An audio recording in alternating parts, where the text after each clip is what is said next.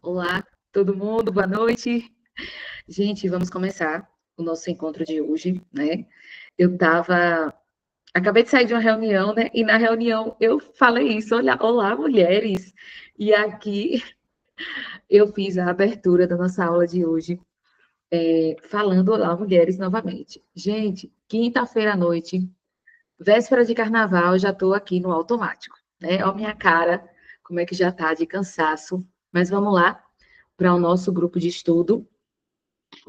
Para você que está chegando aqui, que não sabe ainda, nós estamos fazendo um estudo desse livro aqui. Não é um audiobook, não é uma transcrição do capítulo, tá?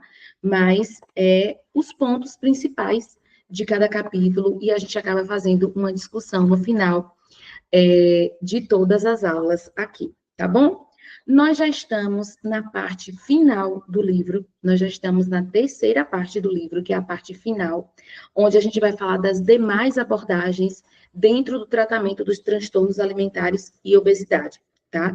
Então, a gente já está aí no finalzinho do nosso grupo de estudos, então eu quero te convidar para você vir para as aulas online, né, ao vivo. Vir para as aulas, aproveitar as discussões que acontecem após aqui a gravação, porque eu faço a gravação do conteúdo e depois eu encerro e a gente faz uma discussão de casos, a gente vê os pontos principais, as dúvidas juntas, tá?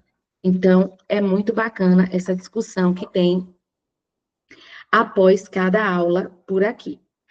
Nessa terceira parte, o primeiro capítulo da terceira parte, que é o capítulo 11, nós vamos aprender, nós vamos aqui estudar o tratamento de transtornos alimentares em comorbidade com transtorno de personalidade. Esse capítulo, gente, ele é um capítulo um pouco denso, né? Eu até trouxe para alguma das meninas que estava na aula passada, eu falei que ele ia ser um capítulo com um pouco mais de conteúdo, com um conteúdo mais voltado para transtornos de personalidade, né, que muita gente não se debruça aí sobre esse tema, mas eu trouxe, eu acredito que de uma forma didática, como o próprio livro traz, para que a gente possa aprender juntas aqui os principais conceitos que ele traz, as principais estratégias que ele traz, e é importante, como eu sempre friso aqui para vocês, a leitura do capítulo para vocês estarem assimilando melhor o conteúdo, tá bom? Então, vamos lá. Vamos ver o que a gente vai aprender hoje nesse capítulo 11. No capítulo 11, nós vamos aprender o que é que caracteriza um transtorno de personalidade. Nós vamos entender os clusters, né? Espero ter pronunciado certo. Sou uma péssima em inglês, tá? Mas vamos entender o capítulo de modo geral, isso não é o mais importante, pelo menos nesse momento aqui. Nós vamos entender os transtornos de personalidades e comorbidades. Nós vamos entender quais comorbidades aparecem associadas aos transtornos de personalidade. Os transtornos de personalidade e transtornos alimentares. Nós vamos entender quais transtornos de personalidade aparecem associados aos transtornos alimentares. Isso é muito importante que a gente vai ver aqui hoje, né? Porque de repente eu estou tratando um transtorno alimentar, mas tem ali características, tem comorbidade com transtornos de personalidade, né? E aí eu não sei como intervir com esse paciente. Transtorno alimentar e transtorno da personalidade borderline, a gente vai falar bastante sobre isso. Nós vamos falar do desafios do transtorno os desafios do tratamento de transtorno alimentar em comorbidade com transtorno de personalidade. Nós vamos falar da DBT como um modelo de tratamento possível, né? A terapia comportamental dialética. Nós vamos também entender as adaptações desse modelo para outros transtornos. E nós vamos falar da DBT para o transtorno alimentar. É bastante conteúdo, então a gente vai ir ponto a ponto, discutindo cada conteúdo desse aqui e aprendendo juntas. Mas é claro, como eu digo para vocês, é muito importante que vocês façam a leitura do capítulo, porque aqui não é um audiobook. Aqui eu estou trazendo os pontos principais do capítulo, baseado no que eu acredito que são os pontos principais. Então, você pode pensar diferente de mim, você pode ter um raciocínio clínico diferente do meu, você pode resumir o livro, você pode resumir o capítulo com pontos diferentes do que eu vou trazer aqui. Então, é muito importante, se você trabalha com comportamento alimentar, transtornos alimentares, obesidade, é muito importante que você faça a leitura desse livro como um todo, tá? É a nossa referência de TCC para essa demanda. É importante a gente pensar nessa relação entre os transtornos alimentares com os transtornos de personalidade. Exatamente quando a gente vai fazer uma intervenção, quando a gente está ali construindo uma formulação do caso, quando a gente está fazendo a investigação do nosso paciente, quando a gente está iniciando uma avaliação psicológica, é muito importante a gente entender essa relação. É importante também a gente pensar, dentro dessas comorbidades aqui, do transtorno da personalidade borderline, muito associado aos transtornos alimentares. A gente vê uma alta, né, dessa associação, dessa comorbidade, transtorno borderline e transtornos alimentares. Então, a terapia cognitivo-comportamental, ela vai trazer, como ela vai ser, né, como a gente já viu nos demais capítulos, ela vai ser um ponto de partida para tratamento dos transtornos, mas quando a gente fala de transtorno de borderline associado aos transtornos alimentares, a gente vai ver como principal estratégia a terapia comportamental dialética, que é a DBT, certo? E os seus resultados, eles são promissores no tratamento dos transtornos alimentares com essa comorbidade. Dentro dos transtornos alimentares, a gente precisa entender antes o que é um transtorno de personalidade, já que a gente vai trazer o transtorno alimentar com essa comorbidade. Então, a gente precisa primeiro entender o que são os transtornos de personalidade, que são determinados por um padrão de experiência privada e respostas comportamentais que não são congruentes com a cultura do indivíduo. Apresentam-se de forma estável, rígida e generalizada ao longo do tempo, e que levam a sofrimento e prejuízo clinicamente significativo. Gente, a primeira vez que eu ouvi falar em prejuízo clinicamente significativo foi nas aulas de Fernanda, né? Eu fiz o curso de Fernanda de obesidade e emagrecimento, e lá, e até nas outras aulas dela de psicopatologia, de TCC, ela já trazia esse termo, né? O prejuízo clinicamente significativo. E é muito importante a gente pensar sobre isso. Por quê? Porque a gente vai precisar entender se aquilo que o paciente está trazendo causa um sofrimento para ele e para as pessoas que estão à sua volta. Então, é muito importante, na nossa análise, na nossa investigação, a gente se atentar para esse prejuízo que o paciente traz. E, para avaliação, foram criados alguns critérios que se dividem em 6 grupos, tá? A personalidade conta com traços de suas características e serão considerados transtornos quando esses traços trouxerem prejuízos e ou sofrimento ao indivíduo. O sofrimento aqui aparece novamente, então é muito importante a gente entender esses prejuízos clinicamente significativos que o paciente traz. E, em relação aos critérios que são divididos em grupo, a gente vai ver um pouco mais lá na frente, tá? Apesar de que, durante um período significativo, acredita-se que esses traços eram rígidos e imutáveis durante a vida. Estudos comprovam que existe mudança na ocorrência das características dos mesmos. Então, a gente vem avançando em intervenções, a gente vem avançando em estratégias. Então, o que acreditavam que era traços que não, não era possível de ser mudados, hoje os estudos já mostram outras coisas, né? Já mostram que esses traços rígidos e imutáveis, eles vêm se desenvolvendo e vêm mudando as suas características ao longo do tempo, tá? E aí a gente vai falar sobre os clústeres, né? Que dentro do manual diagnóstico, dentro do DSM, tá? E claro, o livro, ele ainda está baseado no DSM-4, ele não está baseado no DSM-5-TR, mas eu quis trazer para a gente, né? E para falar a verdade a vocês, eu não consultei lá se houve alguma mudança, mas eu acredito que não, né? E dentro do DSM, eles foram agrupados e divididos nessas 3 características. Vamos entender que esses clústeres aqui, eles são características, tá? Então, na primeira característica, para ficar mais simples para a gente trazer aqui, já que eu não sei exatamente como é a tradução da palavra, né? Como se pronuncia exatamente a palavra, para não ficar aí no meu inglês misturado com baianês, então a gente vai falar de características, tá? Então, no primeiro grupo, no grupo A, vamos falar de grupos e características. No grupo A gente vai entender que esse grupo, ele é voltado aos transtornos ditos como os excêntricos. O grupo B tem sua maioria característica a emocionalidade e também é organizado devido a comportamentos disfuncionais. No grupo 3, foi desenvolvido para aqueles que apresentam características ansiosas e ou temerosas. A gente vai falar um pouco mais sobre eles lá na frente, tá? De forma mais, é, de forma mais objetiva e de forma mais detalhada, para vocês entenderem. O transtorno de personalidade e transtornos da personalidade e comorbidade, que é o ponto central do nosso capítulo de hoje.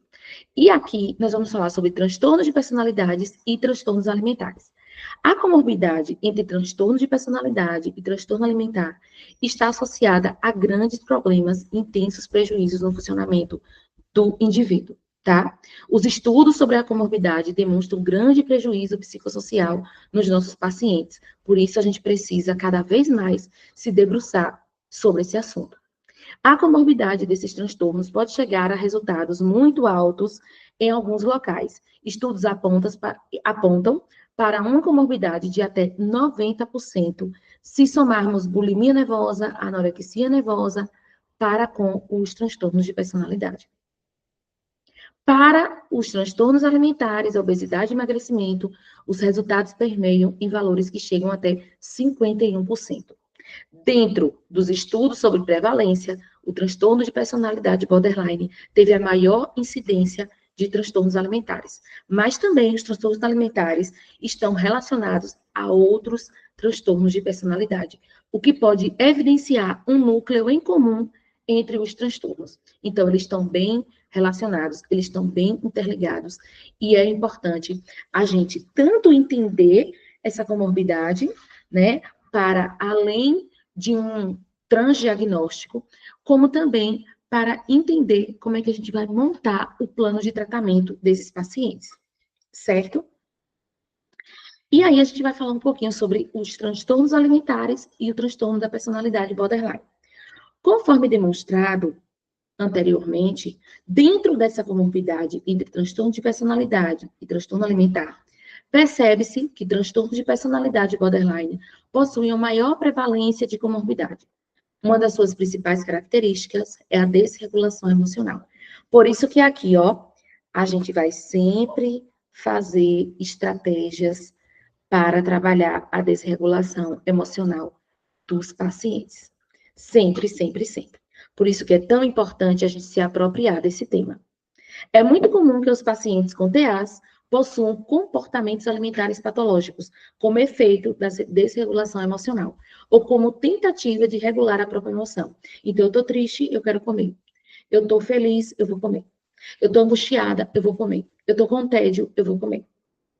A herdabilidade no transtorno de personalidade borderline significa que entre 42% a 68% das características do transtorno estão associadas a fatores genéticos, tá?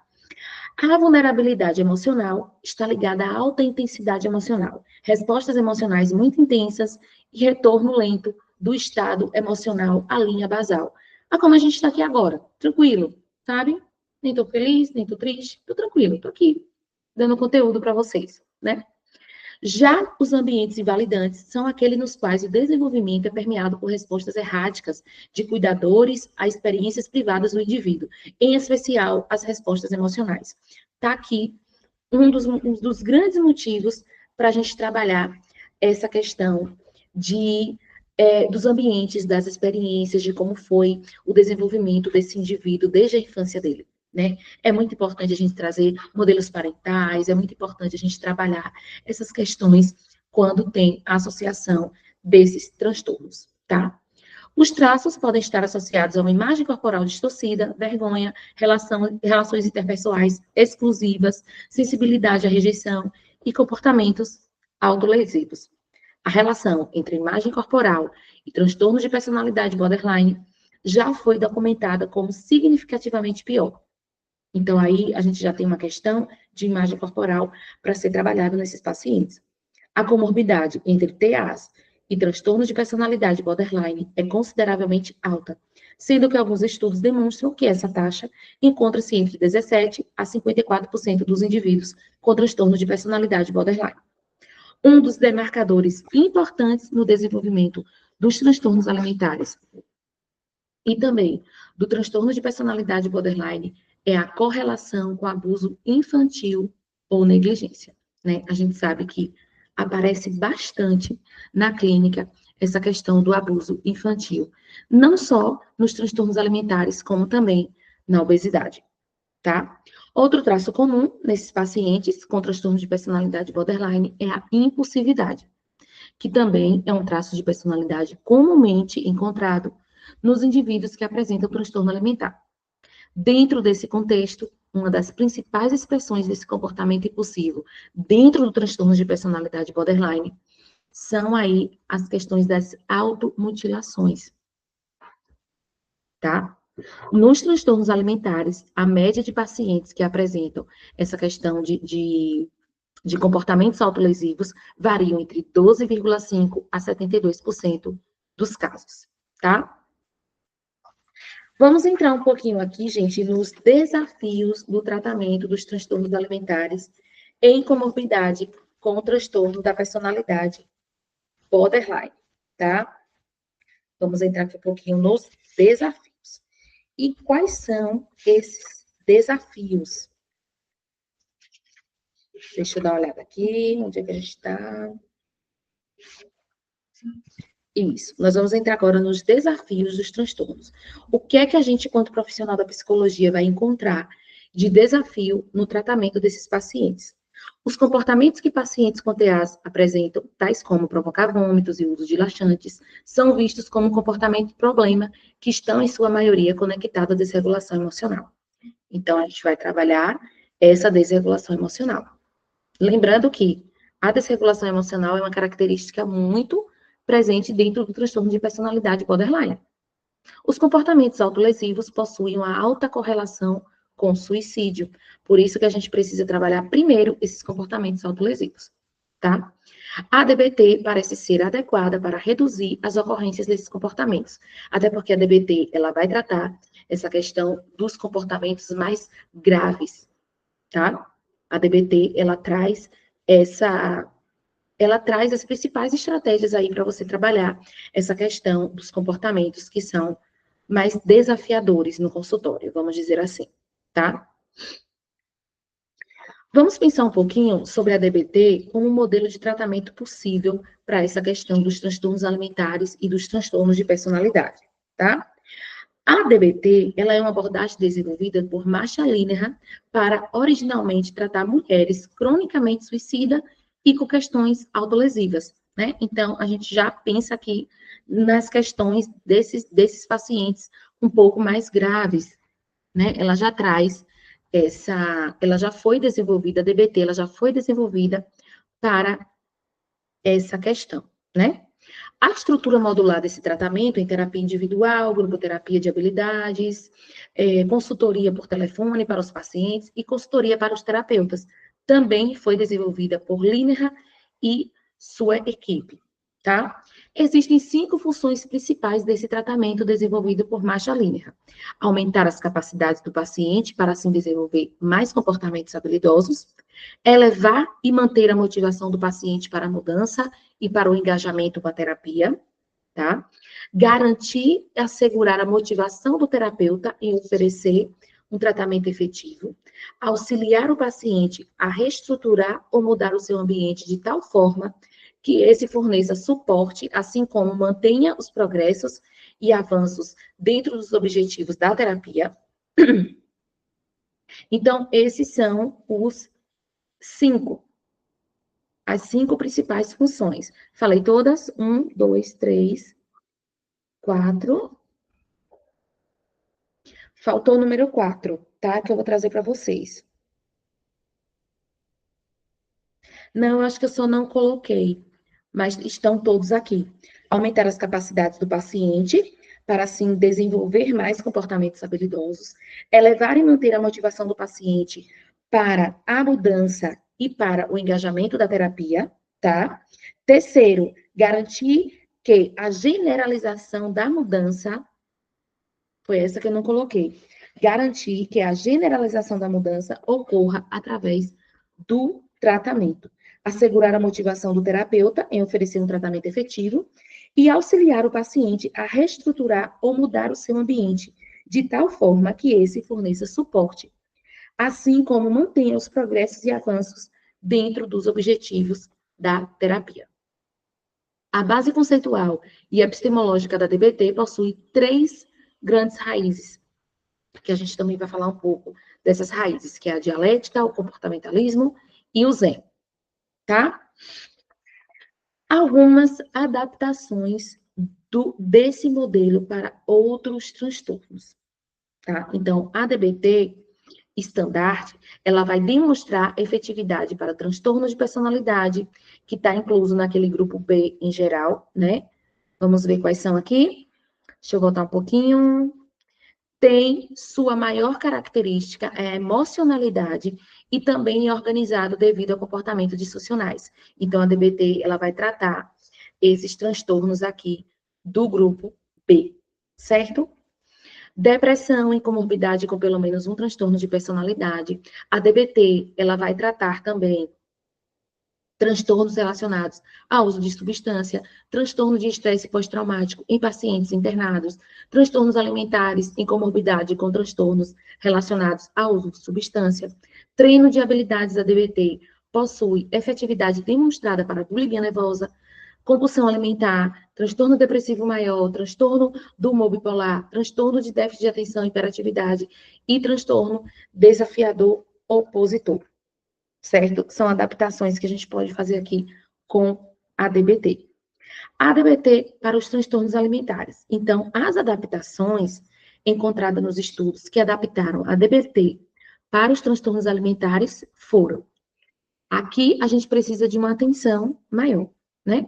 Vamos até printar, tirar foto para a gente entender qual é o nosso olhar principal dentro da DBT para os transtornos alimentares. Então, a gente vai fazer uma adaptação das metas de tratamento para os comportamentos alvos exclusivos dos TAs, remoção das sessões semanais individuais e sessão com grupo, remoção das habilidades interpessoais e implementação de um modelo de investigação, estratégias de mindfulness quando os pacientes estiverem comendo, né? Aí vai entrar a questão da atenção plena no comer, que é muito estudado e é muito bacana a gente aprender sobre mindful eating, né? Que é o mindfulness voltado para a alimentação, para a gente aplicar nos nossos pacientes. Inclusive, fiz um curso maravilhoso de mindful eating, gostei bastante. Expansão do cartão diário, incluindo os comportamentos de alimentação disfuncional, aqui entra também o monitoramento, né? As ligações telefônicas foram alteradas para lidar e ou prevenir com o comportamento alimentar problema, para que o comportamento alimentar problema ocorra novamente, né? A prevenção aí desse comportamento problema. Vamos falar um pouquinho da eficácia. Vamos falar da eficácia da DBT.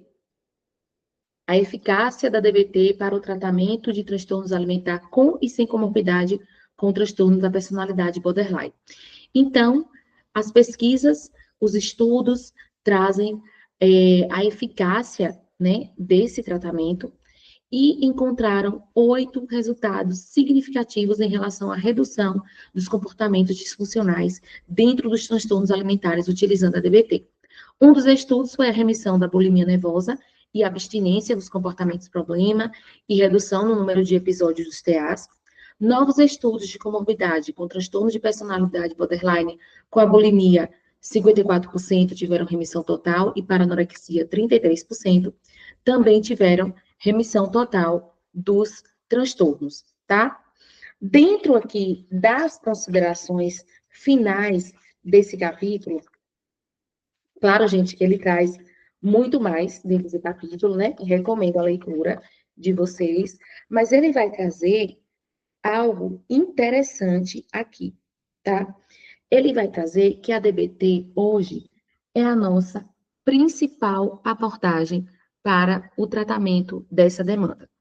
Se é a nossa principal, a nossa principal estratégia hoje de tratamento para os transtornos alimentares com essa comorbidade de transtorno de personalidade, a gente precisa, né, entender a DBT. A gente precisa se aprofundar da DBT.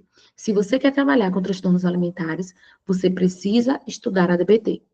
Você precisa fazer supervisão na DBT, seja o que fizer sentido para você. No momento, o que está fazendo sentido mais para mim é estudar a teoria e ir para a supervisão, tá? Eu estava até conversando com algumas amigas hoje e eu estava dizendo exatamente isso, que é o que está fazendo sentido para mim, do que comprar um monte de curso que eu não consigo fazer. E fica um monte de curso lá e eu não consigo fazer.